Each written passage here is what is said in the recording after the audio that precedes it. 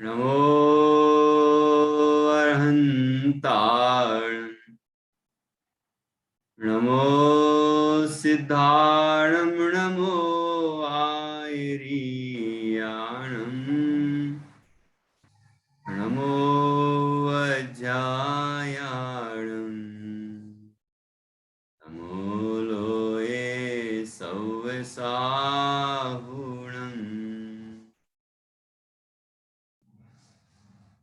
मंगलम भगवान वीरो मंगलम गौतमो गणी मंगलम कुंद कुंदाद्यो जैन धर्मोस्तु मंगलम सर्वमंगल मांगल्यम सर्वकल्याणकारकम प्रधानं सर्वधर्माणां जैनं जयतु शासनं जैनं जयतु शासनम् इंद सद्वन्द्याणं युवनहृद मधुर विशदवकाणम् अन्तातीत गुणाणं नमो जिणाणं जिद भवाणं सहजानंद चैतन्य प्रकाशाय महीयसे नमो अनेकांत विश्रांत महिमे परमात्मने दुर्निवारणयानीक ब्रोधध्वंसनौषधि यात्कार जीविता जिया जैनी सिद्धांत पद।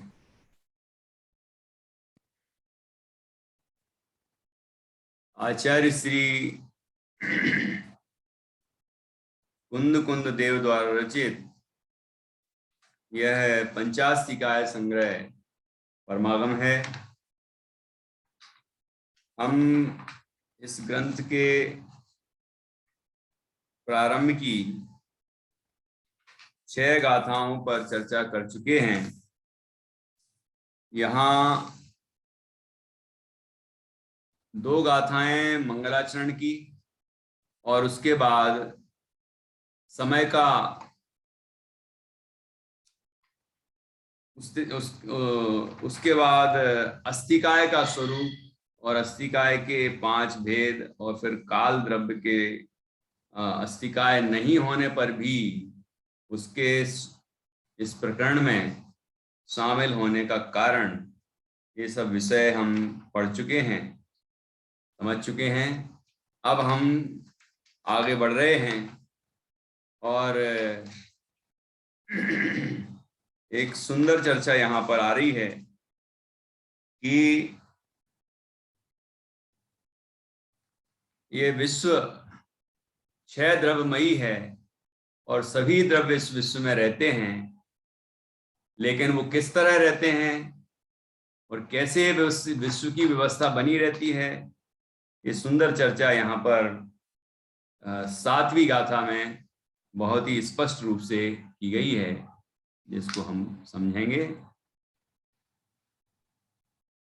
यहाँ बताया गया है कि परस्पर अवगाही 6 द्रव्य अपने अपने स्वरूप को नहीं छोड़ते। द्रव्य तो परस्पर में अवगाहन करते हैं, अर्थात एक क्षेत्रावगाही हैं, लेकिन वे अपने अपने स्वरूप को नहीं छोड़ते, अर्थात वे अपने अपने स्वभाव रूप रहते हैं। जीव है तो जीव ही रहता है, पुद्गल है तो पुद्गल ही रहता है, जो द्रव्य जैसा है वैसा ही रहता है। ये चर्चा टीका में थोड़ी सी आई थी, 6वीं गाथा की टीका में। अब स्पेशल विशेष रूप से ये गाथा में अब यहाँ चर्चा करते हैं, तो पढ़ते हैं इसको। यहाँ प्राकृत गाथा में कुछ दूसरी पंक्ति में मिसप्रिंट दिख रहा है, दूसरी टीका में अपन देखते हैं उसका उच्चारण।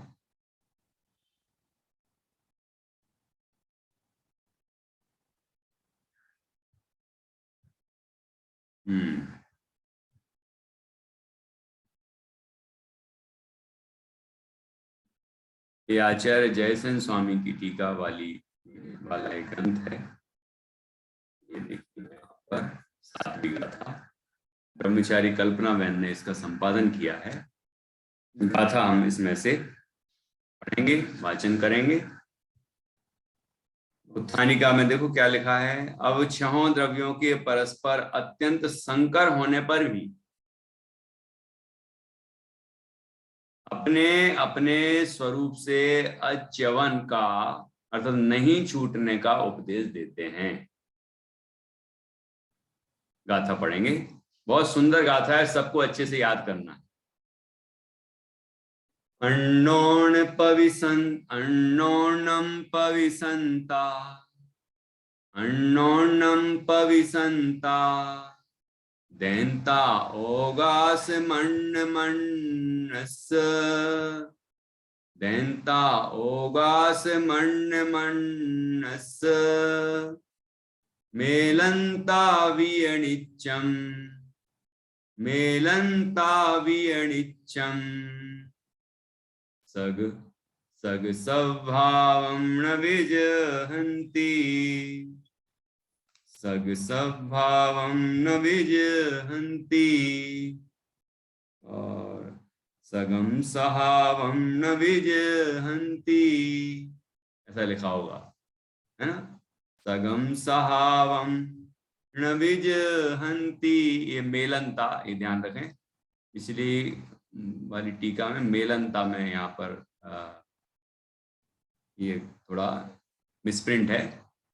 अन्नोर्णम पविसंता, दिंता ओगास मन्न मन्नस, मेलंता वियणिच्चम, सगम सहावं न विजहन्ति।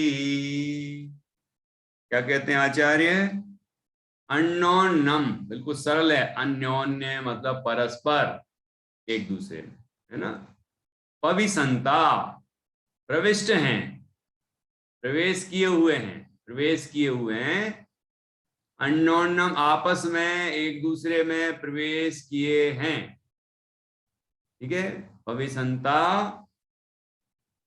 दिनता ओगास मन्न मन्नस्य, कि वे एक दूसरे को ओगास मतलब अवकाश देते हैं। अन्न अन्नम अन्नम अन्न अन्नम अन्नस्य दिनता, अन्न को मतलब एक दूसरे को परस्पर में एक दूसरे को अवकाश देते हैं, जगह देते हैं, ठीक है, तब एक दूसरे में रहते हैं। मेलनतावीय नित्यम, मेलनतावीय नित्यम, मेलनतावीय यह मतलब और मिले हुए हैं, मेलनतावी मिले हुए होने पर भी, नित्यम नित्य हैं, जैसे हैं वैसे ही हैं। सगम सहावम न विजहन्ति, सगम अर्थात स्वयं का, सहावम अर्थात स्वभाव, न विजहन्ति नहीं छोड़ते। क्या अर्थ हुआ कि एक दूसरे में रहते हैं, एक दूसरे में प्रवेश करते हैं, अर्थात एक क्षेत्र की अपेक्षा सभी द्रव्य एक दूसरे में रहते हैं, लेकिन वे एक दूसरे में प्रवेश करने पर भी, रहने पर भी नित्य हैं, अर्थात उनका जो स्वभाव है वो नित्य है, अर्थात जैसा है वैसा ही है, बदलता नहीं है। हम शरीर के साथ कब से रह रहे हैं? इस जन्म में ये शरीर के साथ कब से रह रहे हैं? साधना जी, दीदी 60 साल तो हो गए होंगे पक्का। तो क्या ये शरीर में थोड़ी सी चेतनता आई है? थोड़ा सा जानने लगा होगा, है? अच्छा, आत्मा में थोड़ा बहुत तो स्पर्श रस गंध वर्ण आ ही गया होगा? नहीं, पक्का। और आत्मा के साथ जो तेजस और कारमाण शरीर हैं अनादि संबंधे च, इनका संबंध तो प्रवाह रूप से कब से है? अनादिकाल से। ये शरीर तो मिलते रहते हैं, विछुड़ते रहते हैं, मिलते रहते हैं, विछुड़ते रहते हैं, औदारिक कभी बैक्टीरिया, ये होता रहता ना। लेकिन तेजस और कारमान शरीर तो अनादि संबंध है। तो इन क्या हम शरीर रूप थोड़े से हो गए हैं, पुद्गल थोड़े से बन गए हैं, या पुद्गल थोड़ा सा चेतन जानने देखने लगा है? नहीं, पुद्गल पुद्गल ही रहेगा, रहा है, और जीव हमेशा जीव ही रहा है और हमेशा ही रहेगा। अनादि अनंत जो द्रव्य जैसे स्वभाव वाला है वह वैसा ही रहेगा, रहता है। सगम सहावम न विजहंती, कोई भी अपने स्वभाव को नहीं छोड़ता। ये पंक्ति सबको ध्यान रखना चाहिए। सगम सहावम न विजहंती, अपने स्वभाव को कभी नहीं छोड़ता। मैं भी कभी भी पुद्गल रूप नहीं हो सकता, पुद्गल भी कभी भी जीव रूप नहीं हो सकता। ये वस्तु का स्वभाव है। कभी भी जीव कितने ही विकल्प करके धन संपदा वैभव और दुनिया भर की पौद्गलिक सामग्रियां इकट्ठी कर ले, लेकिन कभी भी वो इसकी नहीं होंगी। और ये कभी भी कितना ही भोगने की कोशिश करे पर वस्तुओं को, लेकिन कभी भी परवस्तु रूप नहीं होगा। यदि ऐसा है तो हम क्यों पर के विकल्पों में उलझे हैं? हम पर के विकल्पों को छोड़कर अपने स्वभाव का लक्ष्य करें, जो कभी नहीं बदलता, जो शाश्वत है, तो निश्चित रूप से आनंद की उपलब्धि होगी। देखिए, ऐसी बड़ी सुंदर गाथा है ये। अब इसका अन्वयार्थ पढ़ेंगे नीचे। वे एक दूसरे में प्रवेश करते हैं, अन्योन्य अवकाश देते हैं, एक दूसरे को अवकाश देते हैं, जगह देते हैं, परस्पर मिल जाते हैं, तथापि सदा अपने अपने स्वभाव को नहीं छोड़ते। वो तीन बातें कही। वे एक दूसरे में प्रवेश करते हैं, ठीक है, इससे इनकार नहीं कर रहे आचार्य, प्रवेश करते हैं क्षेत्र अपेक्षा। अन्योन एक दूसरे को अवकाश देते हैं, जगह देते हैं, तुम भी रहो हम भी रहेंगे, कोई दिक्कत नहीं। परस्पर मिल जाते हैं, क्षेत्र की अपेक्षा है ना, मिल जाते हैं, फिर भी सदा अपने अपने स्वभाव को नहीं छोड़ते। जैसे अपन सिद्ध भगवान का उदाहरण लें तो एक में बसते आप अनेक, एक सिद्ध भगवान जहां रहते हैं वहीं दूसरे रहते हैं, वहीं अनंत रहते हैं, है ना। ऐसी सभी जगह पूरे ढाई द्वीप में, ढाई द्वीप के बराबर सिद्ध क्षेत्र है, ऊपर सिद्धालय है, सिद्ध शिला है और सिद्ध शिला प्रमाण ऊपर सिद्ध क्षेत्र है, सिद्ध भगवान रहते हैं जहाँ सिद्धालय। तो इतने बड़े क्षेत्र में अनंतानंद सिद्ध हो चुके, तो एक जगह से ही नीचे, एक जगह से ही अनंतों सिद्ध हो गए, तो वो सीधे जाके विराजमान हो जाते ऊपर। तो एक जहां रहते हैं वहीं दूसरे, वहीं तीसरे, वहीं अनंत रहते हैं। तो कैसे रहते हैं? ये तीनों बातें लगा लो। वे एक दूसरे में प्रवेश करते हैं, जहां एक रह रहा वहीं दूसरे जाके बस जाते हैं, एक दूसरे को अवकाश देते हैं, जगह देते हैं। एक रह रहे हैं तो ऐसा नहीं कि दूसरे को हम नहीं रहने देंगे, दूसरे भी आ जाओ, तीसरे भी आ जाओ, अनंत आ जाओ, कोई समस्या नहीं। फिर परस्पर मिल जाते हैं, मतलब क्षेत्र एक हो जाता है सबका, ठीक है। तथापि सदा अपने अपने स्वभाव को नहीं छोड़ते, अर्थात भले ही सबका स्वभाव सभी सिद्धों का एक सा है और एक सा ही प्रकट हुआ है, लेकिन सब अपने अपने स्वभाव का आनंद लेते, अपने अपने में रहते हैं। और वहां जहां सिद्ध रहते हैं वहां धर्म द्रव्य भी है, अधर्म द्रव्य भी है, आकाश द्रव्य भी है, काल द्रव्य भी है, पुद्गल द्रव्य भी है, महास्कंद तो है ही ना पूरे में, पूरे विश्व प्रमाण है। तो सब अपने अपने में रहते हैं। क्षेत्र अपेक्षा ये तीनों बातें सब में लागू होंगी। जैसे कहते हैं ना, ये जो उंगली है, ये जहां उंगली है यहाँ पर 6 द्रव्य हैं, उद्गल तो ये है ही, यहाँ जीव द्रव्य भी है, अपन पहले ना यहाँ तक आत्मा है, और आत्मा के साथ साथ यहाँ खून है, मांस है, उसके आश्रित अनंत जीव है कि नहीं है, त्रस जीव, और स्थावर भी हैं, तो सभी जीव भी हैं, उद्गल भी है, धर्म द्रव्य भी है, अधर्म द्रव्य भी है, आकाश द्रव्य भी है, काल द्रव्य भी है ना। एक दूसरे में प्रवेश कर गए, एक क्षेत्र, एक एक दोनों एक दूसरे क्षेत्र में रह रहे हैं, एक दूसरे को अवकाश दे रहे हैं, लेकिन क्या एक हो गए? एक नहीं होते। बस ये खास बात यहाँ की ये है, इस गाथा में जो खास बात बताई कि हम किसी अपेक्षा से ये मानने को तैयार हैं कि वे एक दूसरे में प्रवेश कर जाते हैं, हम ये मानने को भी तैयार हैं कि एक दूसरे को जगह देते हैं, ये भी हम मानने को तैयार हैं कि वो परस आपस में मिल जाते हैं। यहाँ पर उदाहरण दिया, नीर क्षीर नीर की भांति, जैसा पानी और दूध, पानी में दूध मिल जाता है, पानी मिल जाता है, ऐसे ही वे द्रव्य आपस में मिल जाते हैं, है ना। लेकिन सबसे खास बात क्या, लेकिन कोई भी अपना स्वभाव नहीं छोड़ता। ऐसे नहीं मिल जाते कि मिल ही गए, कि अपना स्वभाव छोड़ के दूसरे के स्वभाव रूप हो गए, ऐसे नहीं मिलते। ठीक है, ये बात बड़ी सुंदर बात यहाँ पर कही है। ये गाथा सबको याद करनी है, वो सरल भी है, अभी याद हो गई होगी।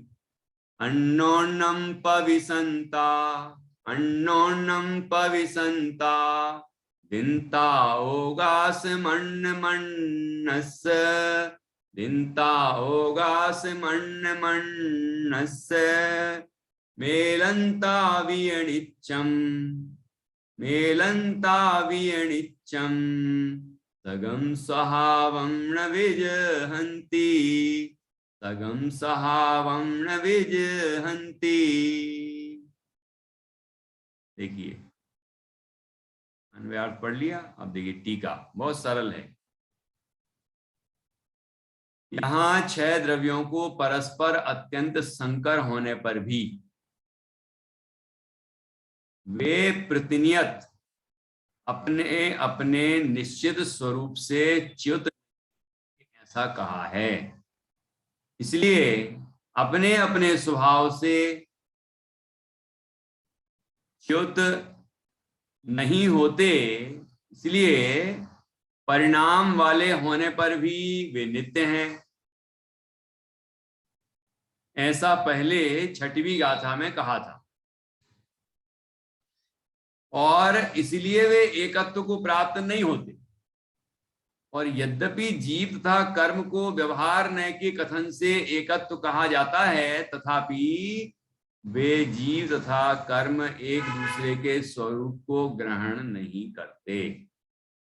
आया स्पष्ट है विषय? देखो क्या कहा, एक एक शब्द समझ लें अपन।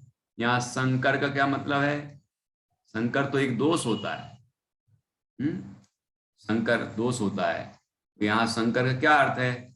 मिलन, मिलाप, अन्योन्य अवगाहरू, मिश्रितपना।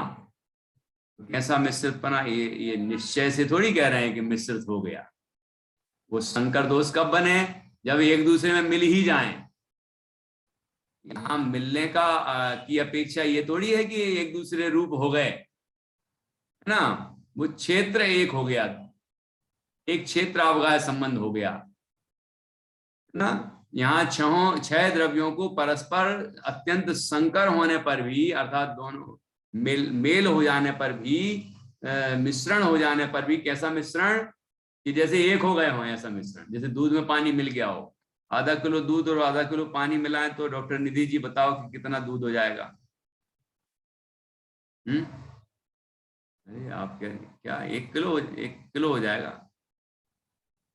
हैं? नहीं होगा? चलो ठीक है, आधे किलो रहेगा। बढ़िया है, कम से कम इतना तो पता है। पता तो है, भले ही अपन आधा दूध और आधा पानी मिला हुआ ले लेते हैं और क्या पैसे पूरे देते हैं 1 लीटर के, है ना, वो बात अलग है। लेकिन पता तो है हमें कि दूध और पानी मिलते नहीं है, है ना। तो अच्छा, जैसे मिलाया नहीं हो और नेचुरल जो गाय का दूध आया है उसमें पानी है कि नहीं? उसमें भी है। वो तो मतलब जैसे अनादि संबंधे च, इस तरह मिले हुए हैं, है ना, जीव और पुद्गल, जीव और वो कौन से दो शरीर, तेजस और कारमान, अनादि संबंधी च कहा ना। तो ऐसे ही वो नेचुरल, मतलब एक तरह से वो वहां से दूध निकला तो वो पानी सहित ही निकला है। लेकिन वो दूध और पानी एक हो गए क्या? एक तो नहीं हुए। एक हुए होते तो वो छेने का रसगुल्ला कैसे बनता? कलकत्ता में तो बहुत प्रसिद्ध है, बंगाल में। हम लोग रसगुल्ला, यहाँ पर वो उसको बोलते थे, गुलाब जामुन बोलते ना आप लोग, हम लोग रसगुल्ला उसको बोलते थे, है ना। वो सफेद वाला तो कभी बचपन में तो नहीं खाया था। तो वो कहने का मतलब छेना कैसे बनता है कि आपने दूध में वो नींबू निचोड़ा और वो फट गया, फिर आपने क्या किया उसको कि गाढ़ा गाढ़ा जो हिस्सा था, भाग था, उसको आपने छान लिया। तो गाढ़ा गाढ़ा हिस्सा जो था वो है असली दूध, और जो रह गया वो है पानी।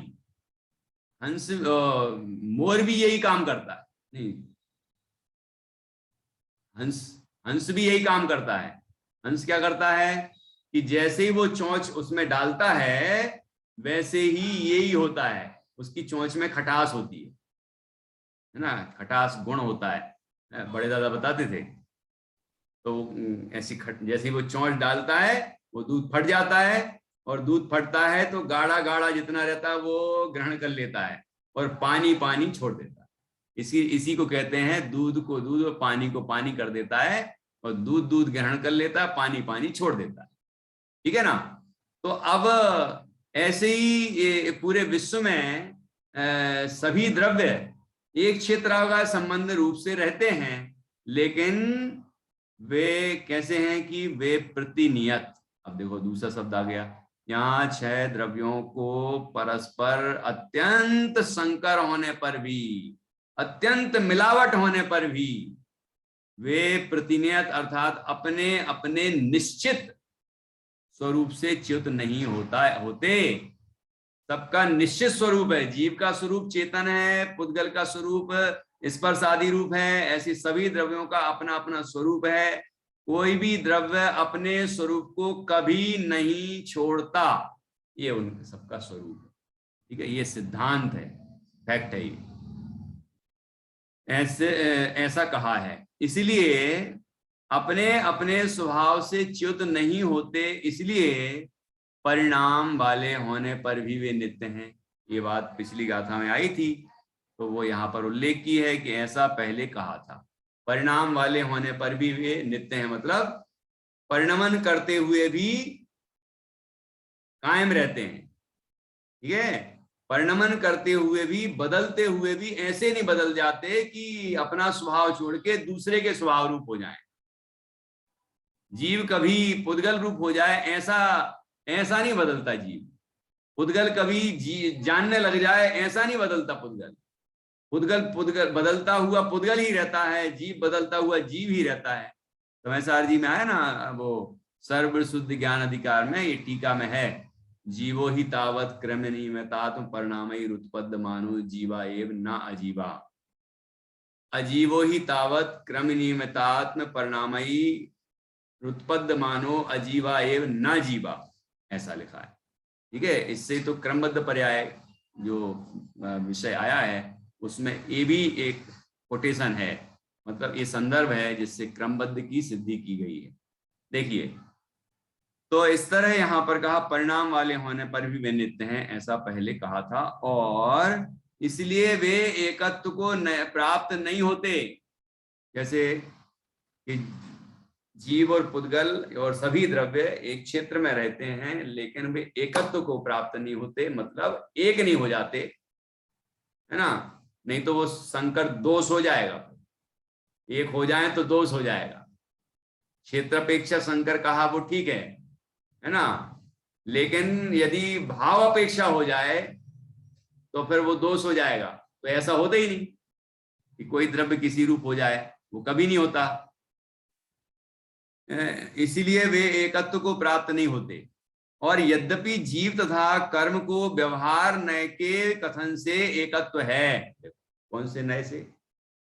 जीव तथा कर्म, कर्म में नो कर्म भी है, द्रव्य कर्म भी है ना, कर्म, तो कर्म के साथ जीव का एक क्षेत्राव का संबंध है। और व्यवहार नय से कहते हैं वे एकत्व है। व्यवहार नय से कहा है एकत्व है, कर्म और जीव को व्यवहार नय से एक है ऐसा कहा। लेकिन निश्चय से दोनों के लक्षण भिन्न है, दोनों का स्वरूप भिन्न है, तो दोनों एक हो ही नहीं सकते, ठीक है ना। तो यद्यपि जीव तथा कर्म को व्यवहार नय के कथन से एकत्व कहा जाता है, तथापि वे जीव तथा कर्म एक दूसरे के स्वरूप को ग्रहण नहीं करते। पहले तो कहा था कि वे अपने स्वरूप को नहीं छोड़ते, फिर साथ में अब ये कहा कि एक दूसरे के स्वरूप को ग्रहण नहीं करते, अपने अपने स्वरूप को छोड़ते नहीं और दूसरे के स्वरूप को ग्रहण करते नहीं। तो कितनी दोनों तरफ से कितनी सुंदर बात हो गई है, कितना वजन आया इस बात में। अब इसको हम घटित करें, लगाएं इसको अपने जीवन में, तो हमें ये भाव भाषित होगा, ऐसा लगेगा कि हाँ तो ऐसा ऐसा तो हो रहा है? जैसे तंदुल मत्स्य का उदाहरण तो आपने सुना ही होगा, कथावत्ती से में भी अपन ने लिया है वो।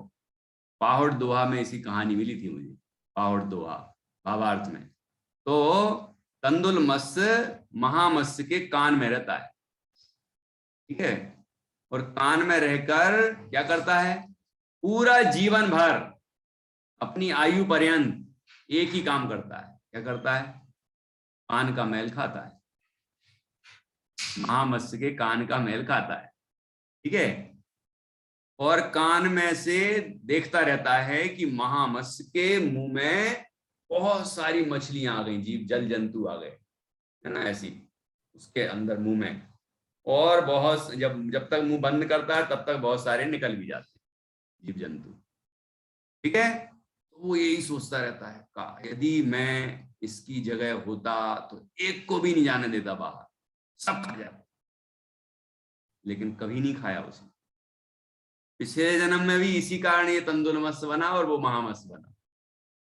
तंदुल मत्स्य बनने का यही कारण था, पूर्व भाव की कहानी में लिखी है उसने। वो राजा था तंदुल मत्स्य, ठीक है। और वो राजा ऐसे अष्टानिका में वहां और व्रतों के समय में कोई मांस ग्रहण नहीं करता था पूरे राज्य भर में। लेकिन राजा को भावना हो गई, नहीं मुझे तो खाना है।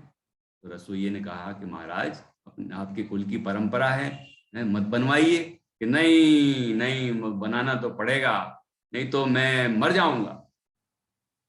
तो ठीक है राजन, मैं बना देता हूँ, चुपचाप बना दूंगा। हर दिन बना के रखता, और राजा साहब आते, देखते और खाने बैठते, वैसे ही कोई ना कोई बिल्कुल अपरिहार्य कारण बन जाता, कोई ना कोई कारण बनता और उनको जाना पड़ता और वो खा नहीं पाते। फिर अगले दिन बनता, फिर ऐसे ही होता, ऐसे ही होता रहा। कभी नहीं खाया उस राजा ने, लेकिन भावना प्रति समय ये की कि मैं खाऊं खाऊं खाऊं। क्या हुआ? क्या हुआ उसका परिणाम? ये रसोइया पहले मरा, और रसोइया मरा तो मर के महामत्स्य हुआ, और फिर कुछ समय बाद राजा मरा, तो राजा मर के तंदुल मत्स्य बना। ऐसी कहानी दी है अपन कथावत्ती से में ली है। वो थोड़ा ये जो मैं समझा रहा हूं ना, वो भी समझाया उसने बाद में, कहानी के बाद मंथन किया है। तो ये उस महामत्स्य, उस तंदुल मत्स्य ने कभी भी मांस ग्रहण नहीं किया। लेकिन क्या किया? क्यों वो तंदुल मत्स्य बना, और क्यों तंदुल मत्स्य मर के 7वें नरक में जाता है। 7वें नरक में कभी ग्रहण नहीं करता, लेकिन 7वें नरक में जाता है। क्यों? प्रति समय ये भावना, मैं खाऊं खाऊं खाऊं, ग्रहण कर लूं, है ना। यदि मैं इसकी जगह होता तो ग्रहण कर लेता, एक को नहीं जाने देता। ये जो मलिन परिणाम प्रति समय होते हैं, इस परिणाम के फल में वह 7वें नरक की आयु बांधता। पुल्लिंग है इसीलिए बार बार बोल, तंदुल मत्स्य बांधता है, जाता है ना। तो क्योंकि 7वें नरक में स्त्री पर्याय वाला तो कोई नहीं जा सकता, पुरुष पर्याय वाला ही जा सकता है। तो वो तंदुल मत्स्य 7वें नरक में जाता है मर के। तो अब हमें ये विचार करना है कि जब एक द्रव्य का दूसरे द्रव्य के साथ कोई संबंध नहीं है, एक द्रव्य कभी दूसरे द्रव्य रूप कभी हो ही नहीं सकता है, ये जीव कभी एक अंश मात्र भी परद्रव्य को ग्रहण कर ही नहीं सकता है, और ये जीव भी परद्रव्य रूप कभी नहीं हो सकता, एक अंश मात्र भी है, और परद्रव्य कभी जीव रूप हो ही नहीं सकता है। लेकिन जीव तंदुल मत्स्य की तरह झांकता रहता है, आंखों से झांकता है ना, ये इंद्रियों के माध्यम से झांकता है, बाहर की तरफ देखता है और सोचता है मुझे ये भी मिल जाए, मुझे ये भी मिल जाए, मुझे ये भी मिल जाए। कोई चीजें मिल जाती है ना, हमें लगता है हमें मिल गई, वस्त्र मिल गए, मकान मिल गया, धन मिल गया, पता नहीं क्या क्या मिल गया, है ना, भोग मिल गए, पंचेंद्री के मिल गए ना ये, लेकिन कितने मिल गए? एक अंश को भी हमने ग्रहण किया क्या? जैसे कि आईने के ऊपर, दर्पण के ऊपर हम रसगुल्ले का रस टपकाएं तो उसमें दिखेगा कि नहीं अंदर, जैसा बाहर टपक रहा होगा ना ऐसा जा रहा होगा टपकता हुआ, तो अंदर भी दिखेगा। मिठाई डाल दी, तरह तरह के व्यंजन डाल दिए, डालते जाओ आप, डालते जाओ, है ना, उसके सामने आप बहुत सारे धन संपदा वैभव सब कुछ लाओ, उसके सामने सब कुछ दिखेगा दर्पण के अंदर, लेकिन गया कितना? एक अंश भी नहीं गया। बस ऐसे ही हमारे ज्ञान रूपी दर्पण में सब कुछ दिखता है, लेकिन आता कुछ भी नहीं। कुछ भी नहीं आने पर भी ये जीव सोचता है देखो मैंने आज रसगुल्ले खाए, आज मैंने ये व्यंजन खाए, आज मैंने ये भोग भोगे, आज मेरे पास इतना धन आ गया, आज मेरे मेरे मैं ऐसा हो गया है, इत्यादि, मतलब संयोग वियोग जो भी कुछ होता है, मैं ऐसा हो गया, अब वैसा हो गया, ऐसा सोचता रहता है। और क्या होता है इसके परिणाम में? कर्म बनते रहते हैं, फल मिलता है और चतुर्गति में भ्रमण करता है। इतनी सी बात है कि जीव कभी भी परद्रव्य रूप होता ही नहीं, परभाव रूप होता ही नहीं, जीव जीव ही रहता है।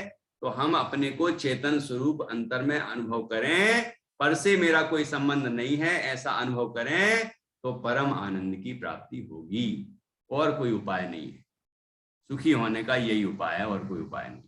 ऐसी सुंदर चर्चा यहाँ पर की गई है।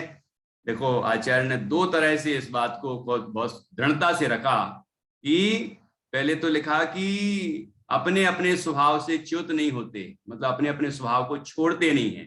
बाद में ये कहा कि एक दूसरे के स्वरूप को ग्रहण नहीं करते। ये दोनों बहुत वजनदार चीजें हैं। एक दूसरे के स्वभाव स्वरूप को ग्रहण नहीं करते, ठीक है ना। इस पर जितना चिंतन करेंगे हम, उतना हमें परद्रव्य, प्रभाव, पंचेंद्रिय के भोग इत्यादि से विरक्ति की भावना आएगी और हमारा उपयोग अंतर्मुख होगा। और हम जब अंतर्मुख होंगे तो जितने जितने अपने ज्ञान स्वरूप तत्व को जानने के लिए अंतर्मुख होंगे, वैसे वैसे आनंद शुरू हो जाएगा। जैसे बहुत गर्मी लग रही हो, बहुत तेज गर्मी लग रही हो, प्यास भी बहुत तेज लग रही हो, और यदि हमें तालाब, दूर भी हो तालाब, लेकिन उसके हम जैसे जैसे नजदीक जाते हैं ठंडक का अनुभव होने लग जाता है, ठंडक का अनुभव होने लग जाता है। तो जितने पास पास जाते जाते हैं तो ठंडक का अनुभव होता है, और जैसे ही उसके किनारे में पहुंचते तो और ठंडक महसूस होती है, और डुबकी लगा जाए तो ऐसे ही यहाँ पर जो रहस्यपूर्ण चिट्ठी में कहा, प्रथम पश्चात तत्पश्चात, तो प्रथम में आए, फिर पश्चात में आए तो आनंद की तरंगें उठने लगी, तो तत्पश्चात में तो निराकुल अतीन्द्रिय आनंद प्राप्त हो जाता। ऐसा ये बड़ा सुंदर प्रकरण है जो यहाँ पर हमने समझा। इसको अपने ये प्रयोजन की दृष्टि से हम विचार करेंगे तो निश्चित रूप से हमें हमारा हित होगा और हमें बड़े आनंद की प्राप्ति होगी। ऐसा एक विषय है। एक बार गाथा फिर से पढ़ते हैं, फिर हम इसके आगे की गाथा पढ़ेंगे। अन्योन्यम पविसंता अन्योन्यम पविसंता दिनता होगास मन्नस मेलंता वियणिच्चम सगम सावम न विजहंती। अब देखिए एक अगली गाथा क्या कहती है। अगली गाथा में क्या बताया गया है वो हम समझते हैं। ये विषय तो स्पष्ट हो गया, किसी को और समझना है क्या? कुछ कोई प्रश्न उत्पन्न हो रहा हो? बहुत सरल है लेकिन बहुत गंभीर है। टीका भी कितनी छोटी है लेकिन एक एक पंक्ति में कितनी दम है ना। जो दो एंगल से बताया उससे वो बात बहुत दृढ़ हो गई। जैसे कि एक 12 भावना पढ़ते हैं ना अपन, मंगतराय जी वाली, उसमें अन्यत्व भावना है, उसमें बड़ा सुंदर प्रकरण आया। तू चेतन यह देह अचेतन, यह जड़ तू ज्ञानी। देखो मतलब इस बात को भजनदेही कैसे दे रहे हैं। तू चेतन यह देह अचेतन, यह जड़ तू ज्ञानी, मिले अनादि यतन ते बिछुरे, ज्यों पय अरूपानी, रूप तुम्हारा सब सो न्यारा, वेद ज्ञान करना, जोलो पौरुष थके न तोलो, उद्यम सो चरना। ये तू चेतन यह देह अचेतन, यह जड़ तू ज्ञानी, ये भजनदार बात। अभी एक बार तो कह दिया कि तू चेतन यह देह अचेतन है, तो फिर अब क्यों कह रहा हो यह जड़ तू ज्ञानी? बात तो वही कही लेकिन भजन आया है कि नहीं? ऐसी जो पंडित जयचंद जी छाबड़ा जी की 12 भावना है, उसमें अन्यत्व भावना क्या है? अन्यत्व भावना में अपने अपने सत्य को सर्व वस्तु बिलसाय, ये जो बात कही ना 7वीं गाथा में, ये बात उस पंक्ति में कही। अपने अपने सत्य को सर्व वस्तु बिलसाय, सभी वस्तुएं अपनी अपनी सत्ता रूप रहती है। ऐसे चित्त में जीव तब परते ममत न था। क्या कहा? ये जो कही ना अगली पंक्ति, ये मार्मिक है। ऐसे चित्त में जीव तब परते ममत न था। देखो हम जान तो लेते हैं, जिस 7वीं गाथा में भी जाना, ऐसे और भी गाथाओं में जाना है, हमने बहुत ग्रंथ पढ़े हैं, सब में जाना है हमने। लेकिन ऐसे चित्त में जीव तब, मतलब जीव जब ऐसा चिंतन करते हैं तब परते ममत न था, तब पर द्रव्यों से ममत्व नहीं होता। हम जान लेते हैं, पढ़ लेते हैं, याद कर लेते हैं, सुना देते हैं, सुन लेते हैं, लेकिन ऐसा चिंतन करेंगे जब हम, तो हमें पर द्रव्यों के प्रति ममत्व छूटेगा और अपने में अपनापन आएगा, तो पर में अपनापन छूट जाएगा, है कि नहीं? ऐसी ये सुंदर गाथा है। अब इसके बाद अब अगली गाथा आ रही है जिसका नंबर है 8। तो आज ही पढ़ें कि कल सोमवार को पढ़ लेंगे? पढ़ें थोड़ी देर, है ना? सरल है तो जल्दी हो जाएगी। तो उसको अपन फिर से अभी जुड़ेंगे क्योंकि यहाँ का मीटिंग का टाइम हो गया, तो उसको फिर से जुड़ के अपन कर लेते हैं, है ना?